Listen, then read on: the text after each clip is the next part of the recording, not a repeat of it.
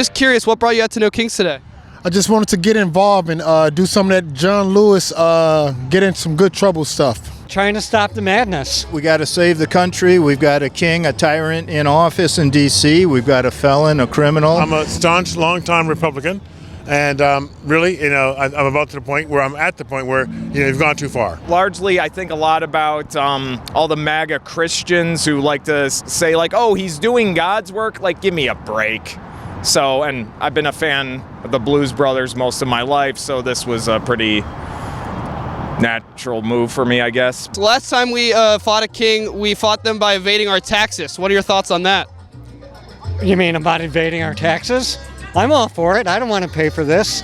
Absolutely right. I'm not recommending it for legal reasons, but just in general.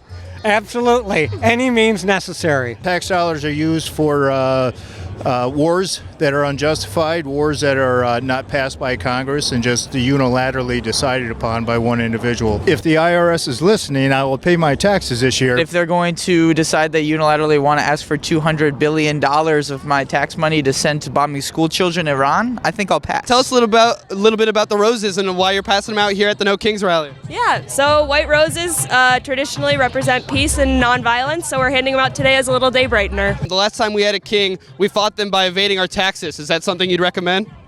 I am not here to speak on that today, but I know that I'm here to pass out flowers. I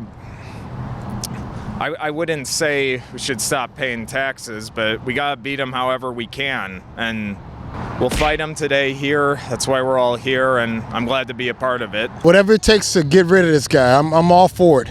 I'm all for it. I think there's a way to protest. I mean, paying our taxes the way our hard-earned money, we own that White House. And for him to come out and say, I'm going to just go ahead and destroy and take down the East Wing, that's the people's house, not his house. So what are your thoughts on the tariffs then?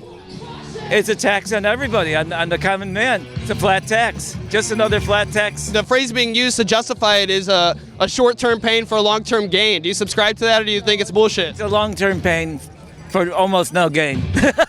Well, good to hear, and I totally agree. Hope you enjoy the rest of the rally. All right. Thank you. Can we get a Taxis Schmaxis?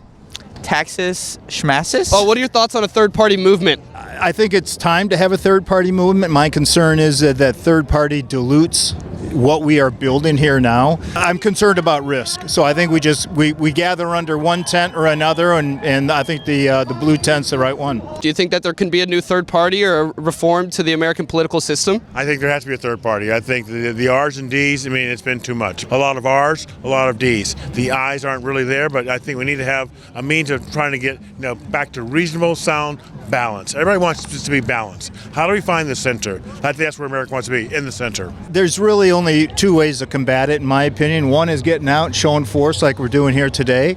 And second thing is to vote, to run for office and vote, and realize that your vote does matter, and it's imperative that we all get out and do it. I'll encourage everyone I know to get out and vote and try to discourage people from supporting him. I'll ask, why would you support this raging narcissist, best friends with a pedophile, already convicted on 34 felonies, probably a pedophile himself? The cost of gas is skyrocketing, bullshit war in the Middle East. Give me one good reason why you should still support him.